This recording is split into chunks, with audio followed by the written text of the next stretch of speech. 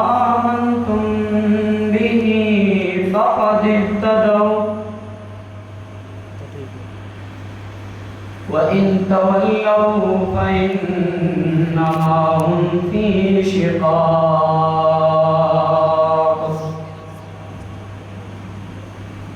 فسيكفيكهم الله وهو السميع العليم.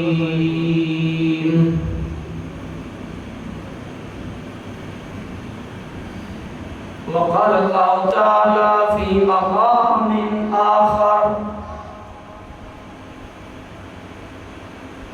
سبحانك هذا بهتان عظيم. وقال النبي صلى الله عليه وسلم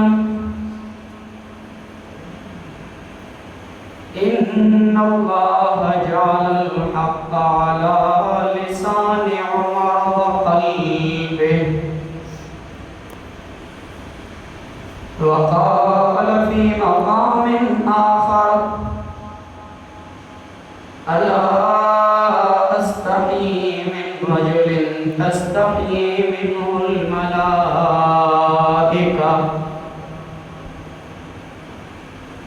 وقال في عثمان بن عفان رضي الله تعالى عنه وأصدقهم حياء عثمان أو كما قال عليه الصلاة والسلام. میرے واجب الاحترام قابل عزت تکریم معزز بزرگوں، بھائیوں اور دوستوں، گڑھی اختیار خان کے غیور نوجوانوں، زندہ دل مسلمانوں،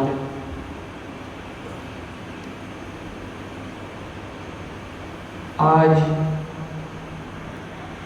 ذو الحجہ کا مہینہ چل رہا ہے. عنوان دو قسم کے ہیں.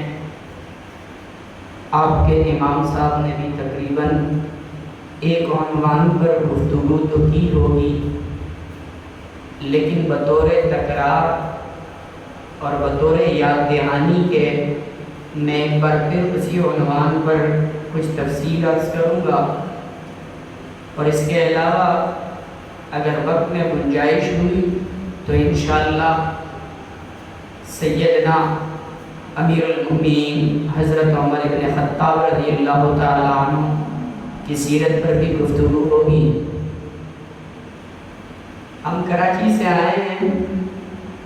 کراچی کے لوگ ذرا سبحان اللہ کے بھوکے ہوتے ہیں، بھلائی جمعے کا دن ہو،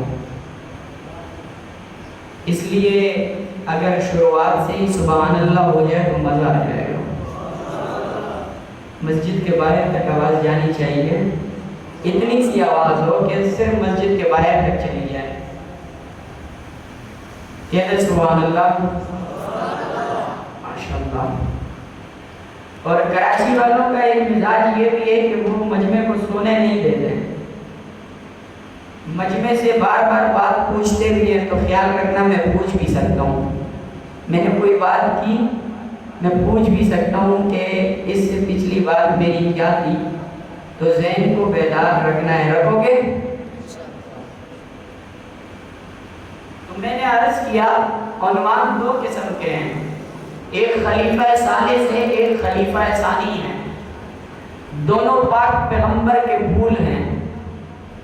ان دونوں پر بات ہوگی. ان کی مدح پاک پیغمبر نے خود کی ہے، قرآن نے خود کی ہے. آج ہم گڑھی اختیار خان میں بیٹھ کر ہم لوگ کرتے ہیں تاکہ پاک رسول اللہ پاک پیغمبر ہم سے راضی ہو جائے اور عمر اور عثمان کی روحوں تک وہ بات پہنچ جائے. میں نے ایک آیت کی تلاوت کی فَإِنْ آمَنُوا بِمِثْلِ مَا آمَنْتُمْ بِهِ فَقَدِ اهْتَدَوْا. اس میں اللہ تعالیٰ نے پاک پیغمبر کے ساتھ رہنے والے جو دوست یار صحابہ تھے، ان کو ایمان کا معیار بنایا ہے، ایمان کا معیار بنایا ہے کہ اگر کوئی شخص یہ دیکھنا چاہتا ہے کہ میرا ایمان، میری زندگی کا طریقہ، میری طرز زندگی صحیح ہے یا غلط، تو وہ صحابہ کے ساتھ اپنے ایمان اور طرز زندگی کو تول لے، پتہ چل جائے گا کہ ایمان صحیح ہے یا غلط۔ صحابہ کی طرز زندگی کو دیکھے، صحابہ کے طور طریقے کو دیکھے، صحابہ کے عقیدے کو دیکھے، صحابہ کے ایمان کو دیکھے، اگر اس کا ایمان، اس کا عقیدہ، اس کا طور و طریقہ، اس کا طرز زندگی صحابہ کے مطابق ہے تو وہ شخص حق پر ہے۔ اگر صحابہ سے ہٹ گیا فَإِنَّمَا هُمْ فِي شِقَاقٍ، اللہ نے خود کہا ہے کہ وہ بندہ ہدایت پر نہیں ہو سکتا بلکہ سب کچھ ہو سکتا ہے۔ ہمارے یہاں کہا جاتا ہے اہل سنت والجماعت۔ اہل سنت والجماعت کا مطلب بھی یہی ہے کہ جو پاک پیغمبر علیہ السلام کے راستے پر چلے، سنتوں پر عمل کرے، اہل سنت اسے کہتے ہیں۔ اور والجماعت کا مطلب کیا ہے؟ جو صحابہ کے دامن کو پکڑ کر چلے، جو صحابہ کے دامن کو پکڑ کر چلے۔ پاک پیغمبر علیہ السلام نے فرمایا میرے بنی اسرائیل کے اندر 72 فرقے تھے، بنی اسرائیل کے اندر 72 فرقے تھے، میری امت میں 73 فرقے ہوں گے۔ تو صحابہ نے عرض کیا کہ رسول اللہ، ان میں ہدایت پانے والا کون ہوگا؟ ان میں ہدایت پانے والا کون ہوگا؟ پاک پیغمبر کا جواب سنیے۔ لوگ کہتے ہیں صحابہ معیار کیسے ہیں، صحابہ بنیاد کیسے ہیں؟ میں نے قرآن کی آیت بتا دی، اب حضور کا ارشاد سنتے ہیں۔ پاک پیغمبر نے فرمایا نجات والا وہ شخص ہے ما انا علیہ و اصحابی، جس راستے پر میں چلا اور میرے صحابہ چلتے ہیں، نجات پانے والا وہی ہوگا جو اس راستے پر چلے گا۔ جو اس راستے سے ہٹ جائے گا، اللہ کی قسم وہ بندہ نجات پانے والا نہیں ہو سکتا، وہ بندہ پکا جہنمی ہے۔ وہ بندہ سب کچھ ہو سکتا ہے پر نجات پانے والا نہیں ہو سکتا۔ ابھی تو تمہید ہے، تمہید کے بعد گفتگو مظلوم مدینہ پر ہونی ہے۔ میں نے آیت تلاوت کی فَإِنْ آمَنُوا بِمِثْلِ مَا آمَنْتُمْ بِهِ فَقَدْ اهْتَدَوْا وَإِنْ تَوَلَّوْا فَإِنَّمَا هُمْ فِي شِقَاقٍ فَسَيَكْفِيكَهُمُ اللَّهُ۔ اس آیت کا جوڑ مظلوم مدینہ، خلیفہ ثالث، داماد رسول حضرت سیدنا عثمان غنی رضی اللہ تعالی عنہ سے کیا ہے؟ تو جب 35 ہجری میں 18 ذی الحجہ کے دن حضرت عثمان غنی رضی اللہ تعالی عنہ کو شہید کیا گیا، تو ان کے جسم کا جو لہو تھا وہ قرآن کی اس آیت پہ گرا تھا۔ حضرت عثمان بن عفان کی سیرت کیا ہے ہم نے نہیں پڑھی۔ ایک مخصوص طبقہ ہے، نام لیں تو وہ ناراض بھی ہو جاتا ہے۔ وہ محرم الحرام کے مہینے میں بڑے چیخ چیخ کر کہتا ہے حضرت حسین پر ظلم ہوا تھا، ایک ہی شخصیت کو اٹھا کر وہ چیخنے لگتے ہیں، پورے دنیا کو سر پہ اٹھا لیتے ہیں، لیکن جب ہمیں پتہ چلتا ہے عثمان پر ظلم کتنا ہوا تھا، اس وقت کوئی نہیں چیختا۔ وجہ کیا ہے؟ اس وقت کوئی نہیں بولتا۔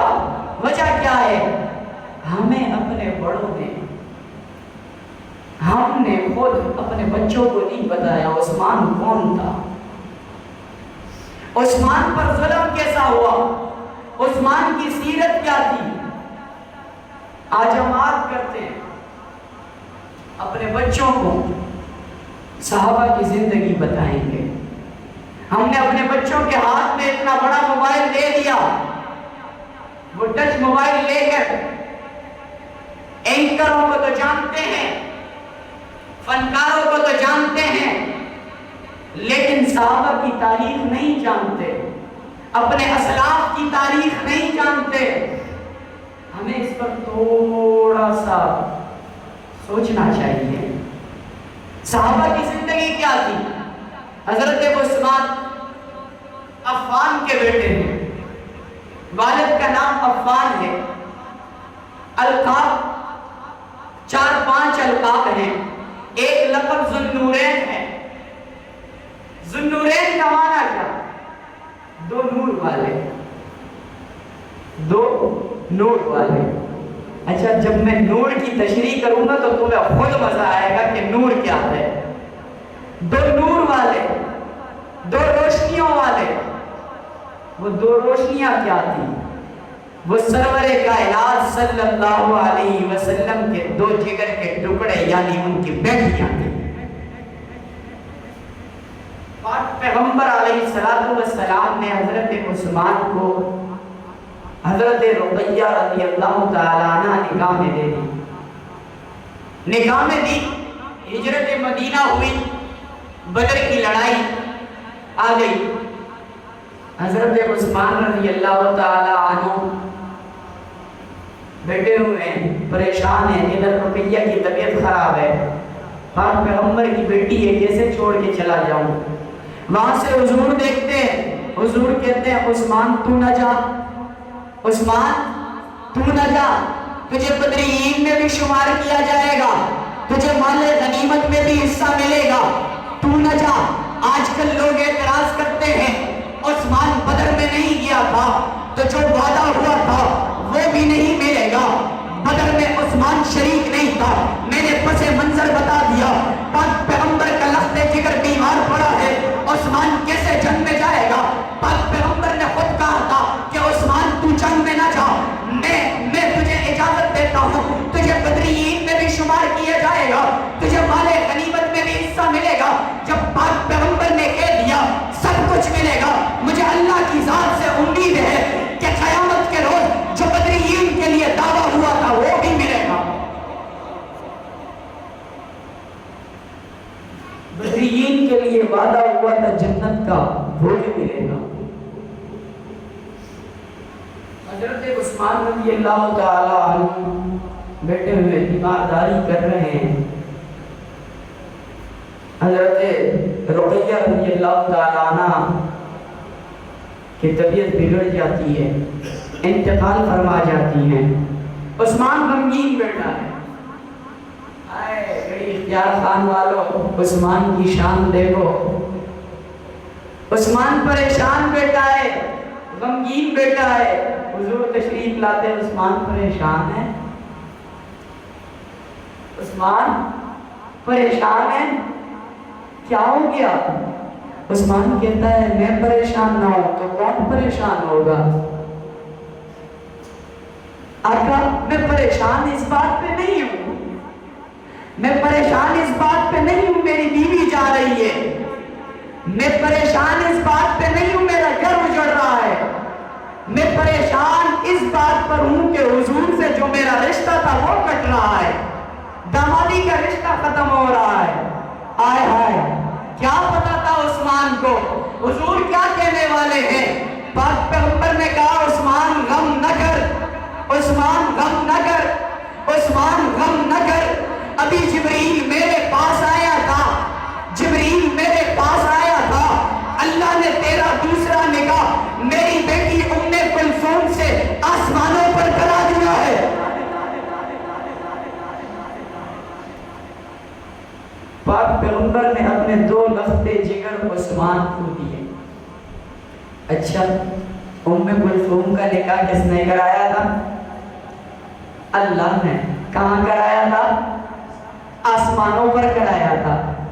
اچھا ایک بات مجھے یاد آئی اس سے، ہمارے ہاں اگر گھر میں ہوتا ہے نا ایک بیٹی کہیں دے دے تو بہت مشکل ہوتا ہے دوسری بیٹی دینا، اسی گھر میں دوسری بیٹی دینا بہت مشکل ہے، کیونکہ ظاہر سی بات ہے وہاں سے شکایتیں آتی ہیں، ابا تنگ کر رہا ہے، شور تنگ کر رہا ہے، فلانا تنگ کر رہا ہے، بچے تنگ کرتے ہیں، یا یہ معاملات ہو رہے ہیں، ساس تنگ کر رہی ہے، نند تنگ کر رہی ہے، یہ معاملات ہیں ہمارے گھر میں۔ آئے ہائے عثمان کی کیا شان ہوگی، آئے ہائے، اس سے پتہ چلتا ہے عثمان نے پوری زندگی پاک پیغمبر کو کوئی تکلیف نہیں پہنچائی، پاک پیغمبر کو کوئی تکلیف نہیں پہنچائی۔ پاک پیغمبر نے اپنا دوسرا لخت جگر بھی دے دیا، اعتماد تھا نا۔ آئے ہائے، رازی کہتا ہے اعتماد نہیں تھا، مودودی کہتا ہے اعتماد نہیں تھا، اعتماد نہیں تھا۔ میں کل یہاں پر بچوں سے تذکرہ کر رہا تھا کہ وہ عربی میں ایک بہت مشہور مثال ہے، انفن فی الماء و استن فی السماء، پرانے زمانے کا ہارون رشید بادشاہ گزرا ہے، وہ راستے سے گزر رہا تھا، سامنے ایک بنگی کھڑا ہوا تھا، ایک بنگی کھڑا ہوا ہے، بادشاہ کے بارے میں کہہ رہا ہے یہ تو میری نظروں سے گر گیا ہے، بنگی بادشاہ کے بارے میں کہہ رہا ہے یہ تو میری نظروں سے گر گیا ہے۔ ساتھ ایک شخص کھڑا تھا، کہا اپنی اوقات تو دیکھ گٹر صاف کر رہا ہے اور بادشاہ کے بارے میں کہہ رہا ہے میری نظروں سے گر گیا ہے۔ اپنی اوقات گٹر صاف کرنے کی ہے اور بادشاہ کے بارے میں کہہ رہا ہے، تیری کیا اوقات ہے بادشاہ کے سامنے؟ میں یہی جملہ کہتا ہوں، عثمان کی شان کیا ہے؟ آج کا رازی، آج کا مودودی، آج کا قادری، آج کا پادری، تیری کیا اوقات ہے جو عثمان پہ بک بک کرے؟ پاک رسول اللہ نے اعتماد کیا تھا، تم چوڑا چمار اٹھ کر کیا اعتراضات کرے گا؟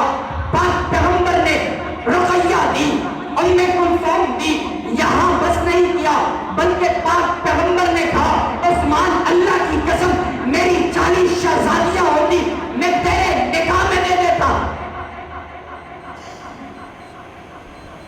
دوسرا لقب پاک پیغمبر نے کہا عثمان غنی تھا، ایک ہو گیا وقت کی قلت ہے، ذوالنورین میں نے بتا دیا، 2 نور پاک پیغمبر نے اپنے دیے تھے عثمان کو۔ دوسرا لقب غنی ہے۔ غنا کیا ہے؟ لیس الغنا عن کثرت الارض ولکن الغنا من النفس، مالداری یہ نہیں ہے بندے کے پاس بینک بیلنس ہو، بنگلے ہو، کوٹیاں ہو، باغات ہو، زمینیں ہو، وڈیرا ہو، سردار ہو، جاگیردار ہو، نانا، مالداری اس کو نہیں کہتے۔ مالداری یہ ہے کہ بندے کا دل غنی ہو جائے، جہاں غریب دکھا وہاں مال قربان کر دیا، مالداری اس کو کہتے ہیں۔ غزوہ ذات العسرہ ہے، منظر پیش کرنے لگا، مزہ آ جائے گا۔ غزوہ ذات العسرہ، تنگدستی والی جنگ، رومی سامنے لشکر ہے، جنگ کا اعلان کر دیا ہے۔ یہ رومی بدبخت بڑے ماہر ہوتے تھے جنگ میں۔ رسول اللہ صلی اللہ علیہ وسلم پریشان ہیں، مسلمان تنگدستی میں ہیں، قرضوں میں دبے ہوئے ہیں۔ پاک رسول اللہ صلی اللہ علیہ وسلم نے اعلان کیا، عورتوں، ضعیفوں، بچوں کے علاوہ سب نکل آئے، جنگ بڑی خطرناک ہے۔ آگے اعلان کیا صرف خود نہ نکلے، مال بھی لے کر آ جائے۔ صحابہ بیٹھے ہوئے ہیں، عثمان نے آواز سنی، عثمان کھڑے ہو جاتے ہیں، کھڑے ہوتے ہیں، ہائے کہتے ہیں کہ علیہ مئت بعیر باحلاسہا واختابہا، اے پاک پیغمبر میرے اوپر 100 اونٹ ساز و سامان سمیت ہیں، حضور پہ ترغیب دلاتے ہیں، کہتے ہیں عثمان کچھ بڑھا دے. عثمان کہتا ہے حضور 200 اونٹ ساز و سامان سمیت تمام چیزوں سمیت. حضور کہتے ہیں عثمان تھوڑا اور بڑھا دے. پھر ترغیب دیتے ہیں. عثمان کہتا ہے علیہ ثلاثمائۃ بعیر باحلاسها واقتابها، میرے اوپر 300 اونٹ ان کے ساز و سامان سمیت ہیں، 1000 دینار بھی میں دے دوں گا، قربان جاؤ. پاک پیغمبر کہتے ہیں ما علی عثمان ما عمل بعد هذا، کہ آج کے بعد عثمان جو بھی کرے جنت کے لیے تیرا یہی عمل کافی ہے. پاک پیغمبر کہتا ہے جنت ہی ہے. چھوڑا چمار کہتا ہے جنت ہی نہیں ہے. پاک پیغمبر نے گواہی دے دی ہے. ایک اور واقعہ، حضرت عثمان غنی رضی اللہ تعالی عنہ حیادار لوگ تھے، حد سے زیادہ حیادار. پاک پیغمبر کنویں کے منڈیر پہ بیٹھے ہوئے. کراچی والوں کو اگر ہم کنواں بتاتے ہیں نا تو شاید وہ بڑی مشکل سے سمجھتے ہیں، ہاں بڑی مشکل سے پائے جاتے ہیں. آپ لوگوں کے ہاں تمہارا جگہ ہے. کنویں کے منڈیر پہ بیٹھے ہوئے ہیں. حضور صلی اللہ علیہ وسلم وہاں سے ابو بکر آتے ہیں. حضور صلی اللہ علیہ وسلم کا یہ کرتا جو ہے نا، کرتا رانوں سے اوپر آ گیا تھا. ازار تھا، شلوار تھی، کرتا رانوں سے اوپر آ گیا تھا. حضرت ابو بکر تشریف لائے، اجازت مانگی، حضور نے اجازت دے دی. حیت تبدیل نہیں کی، ایسے ہی بیٹھے رہے حضور. حضرت عمر رضی اللہ تعالیٰ عنہ آئے، ایسے ہی بیٹھے رہے، حیت تبدیل نہیں کی. حضرت عثمان جب آئے، حضور نے اپنا کرتا سیدھا کیا، اپنے رانوں کو ڈھک لیا. پوچھنے والے نے پوچھا حضور ابو بکر بھی آیا تھا، آپ نے اپنے رانوں کو چھپایا نہیں؟ عمر بھی آیا تھا، آپ نے اپنے رانوں کو چھپایا نہیں؟ عثمان کے آنے پر ایسا کیا معاملہ ہوا کہ آپ نے اپنے رانوں کو چھپا لیا؟ آئے ہائے. پاک پیغمبر کہتے ہیں اللہ اکبر. پاک پیغمبر کہتے ہیں الا استحیی من رجل تستحیی منہ الملائکہ. ابو بکر آیا تھا، میں نے اپنی حیت تبدیل نہیں کی، ویسے ہی بیٹا رہا. عمر آیا، میں نے حیت تبدیل نہیں کی، ویسے ہی بیٹا رہا. اس کی ایک خاص وجہ ہے کہ جب عثمان آیا میں نے اپنی حیت تبدیل کی. پاک پیغمبر نے کہا الا استحیی من رجل تستحیی منہ الملائکہ، کہ کیا میں اس شخص سے حیا نہ کروں جس سے آسمان کے فرشتے بھی حیا کرتے ہو؟ آسمان کے فرشتے بھی عثمان سے حیا کرتے تھے. آسمان کے فرشتے بھی عثمان سے حیا کرتے تھے. تبھی تو پاک پیغمبر نے کہا وَأَصْدَقُهُمْ حَيَاءً عُثْمَانَ، وَأَصْدَقُهُمْ حَيَاءً عُثْمَانَ. اللہ کے پاک پیغمبر علیہ السلام نے عثمان کے لیے اتنی بشارتیں دی ہیں. وقت کی قلت ہے، میں نے آپ کو پہلے ہی کہا تھا کہ شاید موضوع پورا نہ ہو. میری ایک ہی گزارش ہے کہ ایک طبقے نے ایک چیز کو بڑا ہائی لائٹ کیا ہوا ہے، بڑا مشہور کیا ہوا ہے. او بابا حسین بھی ہمارا ہے، عثمان بھی. زور سے بولو، پتہ تو چلے ہم حسین بھی ہیں، عثمان والے بھی ہیں. حسین بھی ہمارا ہے، عثمان بھی ہمارا ہے. اس لیے یہ واویلا نہ کرو کہ صرف حسین پر ظلم ہوا. حضرت حسین پر 3 دن کربلا میں پانی بند کیا گیا تھا. 3 دن پانی بند کیا گیا تھا. ان پر ظلم کیا گیا. کہاں پر؟ کربلا کی زمین پر. عثمان پر 50 دن پانی بند کیا گیا. ظلم کی انتہا یہاں ہے. حضرت حسین پر تو کربلا کے میدان پر ظلم کیا گیا. حضرت حسین پر پاک پیغمبر کے پیارے شہر مدینہ میں ظلم کیا گیا. ظلم کیا ہے؟ ان کی بیوی نائلہ رضی اللہ تعالیٰ عنہ، ان کی انگلیاں کاٹ دی گئی تھی. ان کی انگلیاں کاٹ دی گئی تھی. ظلم کی انتہا ہے. ام حبیبہ پاک پیغمبر کی زوجہ ہیں، میری ماں ہے، آپ کی ماں ہے. حضرت عثمان کے لیے مشکیزے کے اندر پانی لے کر جا رہی ہے، پیچھے سے بلوائی خارجی دیکھتے ہیں، ان مشکیزوں پر نیزے برساتے ہیں، اس کو پاڑ دیتے ہیں۔ لوگ کہتے ہیں حضرت عثمان سے علی کو دشمنی تھی۔ ارے اگر علی کو عثمان سے دشمنی ہوتی، علی اپنے شہزادوں کو کبھی عثمان کے دروازے پہ کھڑا نہ کرتا۔ حسنین کریمین جا رہے ہیں، پانی لے کر جا رہے ہیں، ان سے بھی مشکیزیں چھین لیے گئے۔ حضرت عثمان کو پانی پینے نہیں دیا گیا۔ عثمان نے بڑی آوازیں لگائی، ارے تمہیں یاد نہیں روما کا وہ کنواں جب مدینے میں مسلمانوں کے پاس پانی نہیں تھا، میں نے خرید کر دیا تھا حضور کے کہنے پر۔ ارے میں نے سارے مسلمانوں کو پانی پلایا، مجھے ایک بوند پانی نہیں پلاؤ گے؟ میں نے روما کا کنواں خرید کر دیا تھا۔ ارے مجھے مسجد نبوی میں کیوں نماز پڑھنے نہیں دیتے؟ میں نے ہی اس کی توسیع کے لیے زمین خریدی تھی۔ یہ مظالم کی انتہا تھی، لیکن ہم پتہ نہیں ہے نا، ہم نے پڑھا نہیں ہے۔ مسئلہ سارا یہ ہے، ہم نے پڑھا نہیں ہے۔ ہمیں سیرت عثمان پڑھنا چاہیے، ہمیں اپنے آئیڈیل صحابہ کو بنانا چاہیے۔ ابو بکر، عمر، عثمان، علی، حسنین کریمین، ابو سفیان، معاویہ، ابو دجانہ، معاذ بن جبل، ابو ہریرہ، یہ ہمارے آئیڈیل ہونے چاہیے۔ خالد بن ولید ہونا چاہیے، ڈرامے کے ایکٹر اور فنکار نہیں ہونے چاہیے۔ جب ہم اپنے بچوں پر توجہ دیں گے تو ان کو پتہ چلے گا صحابہ کیا تھے۔ آج کے بعد آج کرتے ہیں کہ انشاءاللہ صحابہ کی سیرت بتائیں گے، آج کرتے ہیں انشاءاللہ۔ تو وقت ہوا چاہتا ہے، انشاءاللہ زندگی میں اگر پھر ملاقات لکھی ہو تو آپ کو سیرت سیدنا عمر بن خطاب رضی اللہ تعالیٰ عنہ بھی سنائیں گے۔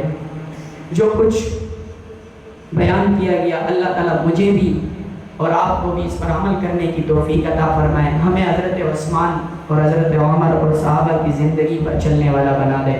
وما علینا الا البلاغ المبین۔